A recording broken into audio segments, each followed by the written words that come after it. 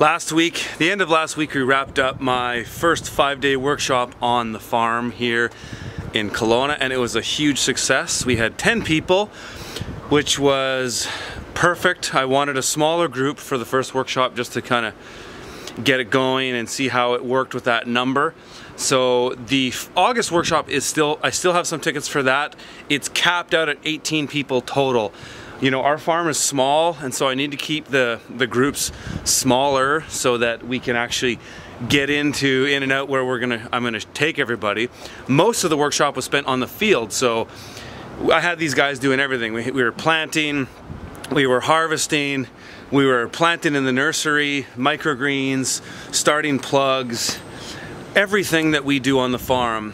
I was showing these guys, and that was the whole idea. I want people to come here and get a real hands-on experience and see it all played out. And one of the things that everybody said was that it wasn't so much that they had never seen what I do, because I've got hundreds of videos up on YouTube. My book's been out for 2 years. People know what I do, but what they said is that it was coming here and actually seeing it all play out. And that's how we structured the workshop, is it followed our 5-day work week flow, and they saw how we structure it, you know, packing for our deliveries, loading the truck up, harvesting, how I organize my day and take all these orders, put it into a harvest tally sheet. That's what they got to see. And so it was a really cool experience, and I'm really excited to do it again in August with a new group. And then in October, I'll be in Selmer, Tennessee, and November, I'll be in Queen Creek, Arizona, doing the same thing on two friends of mine who run awesome farms. So it'll be similar to what we're doing here, but of course not here. One thing I want to mention before I take off is just give you guys a little bit of an update on our shade cloth. So we've been using it for almost a month now, and I like it. It's fantastic. It certainly isn't perfect, and that could be because it's 60%. But mainly what we have discovered is the best use for this is when we're planting the lettuce in the summer like it is now. I mean, we're getting 35 degrees Celsius right now. It's hot. So when we're transplanting our lettuce, we're putting a poly low tunnel, those hoops back there, with some shade cloth over top of it, and we water it heavily, and it'll sit there for maybe a couple weeks. But what we found it isn't working well with is covering lettuce that's already established for a prolonged period of time. So if it's on there for a week, say you're coming into a really hot spell, and you might want to slow that lettuce down a little bit, or you might want to prevent it from being burnt, you can put it on and it will do that. But if you leave it on for more than 2 weeks, that lettuce will start to get lanky. And we've already noticed in some of the crops that we've harvested, they're a lot longer, and they're even a lighter green than everything else. So, you know, there's nothing better than just having it in the pure sunlight. But, you know, this is just a tool to help maybe slow a crop down over a weekend or a week. But mainly, we're finding it most effective when we're putting it in the, after we transplant, to keep it from getting dried out or just scorched. So I'm gonna load up and go harvest some greens.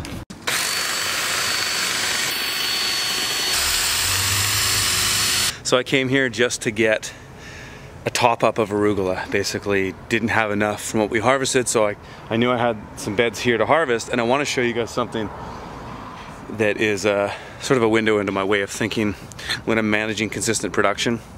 As you can see that my arugula is starting to flower, and these beds were going to do me for this week, but little flowers are emerging here and there, and they're going to expedite. So as far as I'm concerned, I might as well harvest all of these beds now, because to sit on them for another 2 or 3 days, just more flowers are going to emerge, and the product's going to be less usable, and it's going to require more sorting. So I'm better off harvesting everything I can now and then turn these beds over, which is kind of serendipitous in a way, because I do need more beds to plant. So I'm just going to crop out all these. This bed of arugula here, which is far more flowering, was a succession from before. It must have been planted a week before these two. So there's still some salvageable stuff in there, and I will kind of selectively harvest it and then turn those beds over, or that bed over, immediately as well. So that was all second cut of arugula from those beds. So arugula right now starts heavy. It can start, you know, you saw that video where I did about the yields, is you can get near 40 pounds from a 50-foot bed of arugula on the first cut, but the second cut is going to be a lot less. So this was the second cut. That's probably, I'd say that's less than 15 pounds, maybe 12. And same for both. So 40 pounds the first yield, 12 pounds or something the next yield, and then this time of year I won't get a third cut. And this is a third cut here, so it's a lot of flower. So I'll come and just kind of selectively harvest a little bit of it just to get more for my orders, but I wouldn't be able to crop that order out. So we're probably getting into the time of year where arugula is going to be a one-cut wonder. One cut and then it's done, which is still fine. It's still a very profitable crop even with that. And it's mature in 21 days. Okay, that's all done. Back to the homestead. Okay, I'm back at the homestead and I've got little Miss Violet with me. She's going to be hanging out on the stoop, watching me do some work. And the guys are processing all those greens that we harvested, and I'm going to just turn over a bunch of beds here. I'm gonna run the tilther, stir-a-po some of these beds, get some compost in them, and get them replanted. You might notice behind me I've got these 3 funny looking chunks of bed. These are field microgreens, and I had enough people ask me in the comments, and I listen and I deliver. So I am making a video on these. They're not quite ready to harvest, but probably this week I'll have the video out. I've been filming every step of the way of what's involved in these. So I read about these in my book. They're microgreens grown in the field. I'll leave it at that, and you guys can check out later this week the video all about this. I showed everybody in the workshop, and in fact I planted another succession of them in the workshop. I'm about to uncover those, but I'll put that in the video coming up this week. Okay, I've got little Violet to sleep. She's gonna hang out in the front yard with me as I work, and I'm going to pull off the drip irrigation here, do some weeding with some tools, and then start prepping these beds up to be planted again. And I'm gonna put some compost into these beds. I usually only put compost in at the beginning, but I had some here, and this soil is really heavy clay and it could definitely use some organic matter in it to improve it, so I'm gonna do that. So I'll be out in the front yard here for probably a couple hours working on this.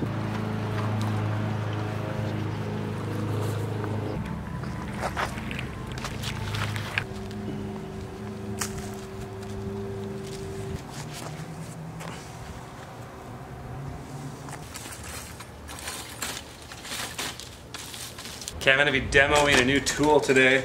Well, I've actually used it a few times. I haven't put it in any videos yet. It's called the Tilly. And it kind of does a few different things. It's pretty neat. It's battery powered, which I love because it's quiet. And you can kind of use it in the same way as you use a stir-a-po. I wouldn't necessarily use it for rototilling in the traditional sense because of the way the blades are shaped. It's really good for hilling beds, and it's not bad for stir-a-poing the walkways. And so what I'm actually going to use it for today is almost doing what a rotary plow does. I'm going to plow my walkways into the bed to create a slightly raised bed, and that's just because my walkways have really kind of rounded out and they're almost hilled, because every time we prep our beds with the tilther, we knock dirt into the walkway and then we walk on it, so the beds in a way get inverted and the walkways kind of get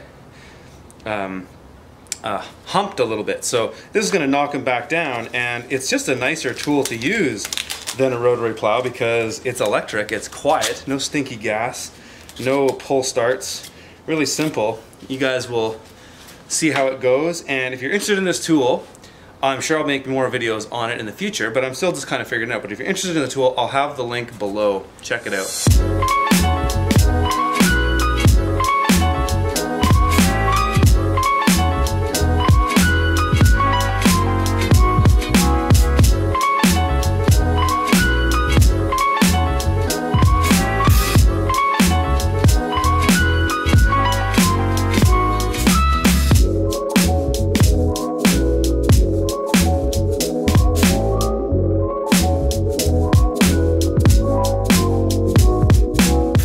Alright, that's it for today.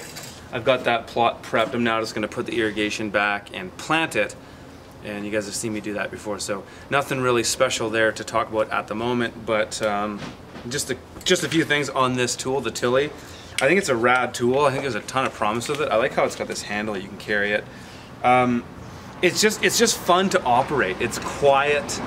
This trigger on it has incredible sensitivity. Like you can go really slow, and because it's a electric motor that's got a ton of torque, you can just like really grind away at things, which I liked. You can hill potatoes with it, not something I do, but that's got a big application for a lot of farmers, I'm sure. It's just an enjoyable tool to use. It's very, it's built like the tilther as far as the wood handlebars go. A little bit better, obviously more high tech as far as it's got a trigger, not a rope. I really hope these guys replace the tilther. I mean, you guys have seen me use this tool for years. I write about it in my book. You can't even buy this tool anymore. They're still back ordered, and I imagine that's because of put it in my book, so did John Martin. But I think the tilther's days are coming to an end. It's just not that practical for repeated and repeated and repeated use like the way we use it. Mine's really beat up, and I think these guys with this kind of technology, the all-in battery, this thing could replace the tilther pretty quick. I just hope that they go ahead and do it, because I want one myself. So that's a word for the Carts and Tools guys. But cool tool, cool company, built really well. You know, if you've got the application to hill the dirt up and move dirt around, it's certainly something that would be useful. Right now, in its current application, I'm not using it a ton, but I do like what it did to these beds. So you guys will see it in videos in the future, and I hope you have a fantastic day. We'll talk to you later.